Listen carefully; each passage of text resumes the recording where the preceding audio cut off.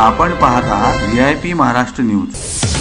शिक्षकांची प्रलंबित प्रकरणे मार्गी लागण्यासाठी आमदार दराडेंचा पुण्यात रास्ता रोको।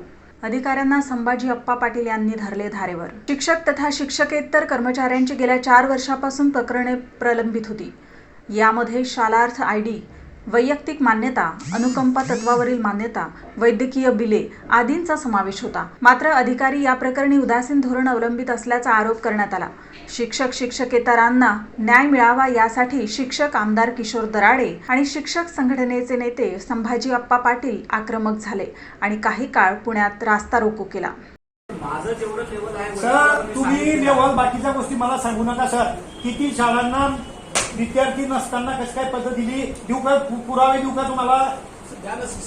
नाही सिस्टम नाही। जिथे विद्यार्थीच नाही तिथे पद्धत, आणि जिथे विद्यार्थी दुप्पटचे त्यांना पद्धत द्यायची।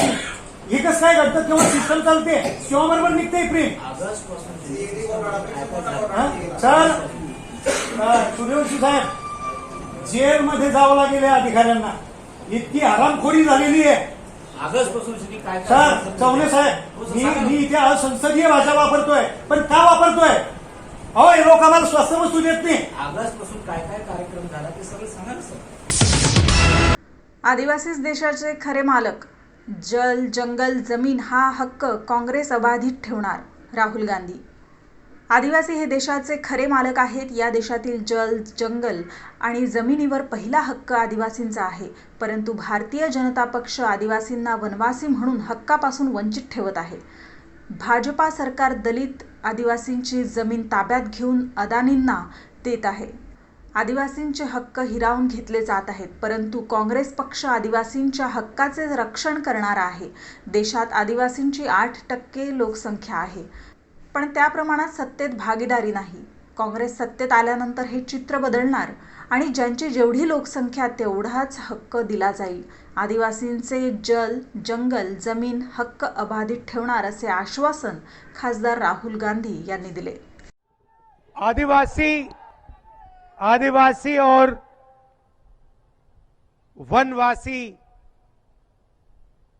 शब्द में फर्क आप लोग जानते हैं?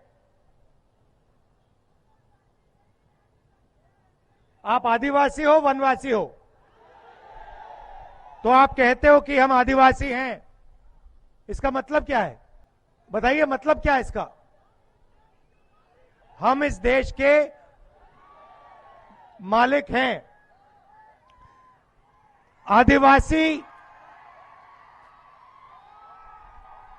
आदिवासी शब्द का मतलब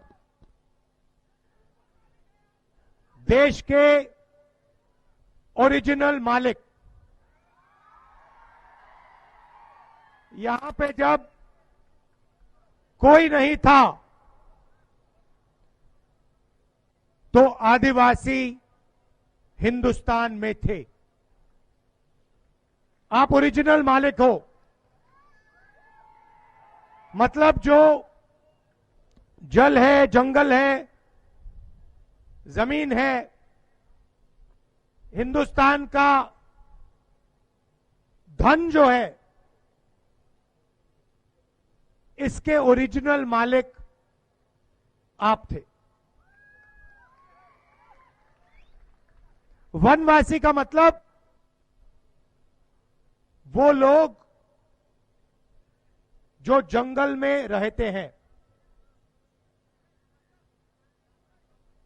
वनवासी और आदिवासी में फर्क यह है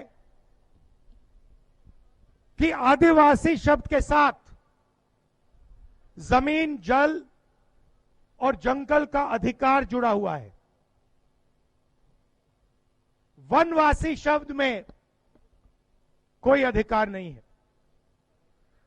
इसलिए बीजेपी आपको वनवासी कहती है और हम आपको आदिवासी कहते हैं।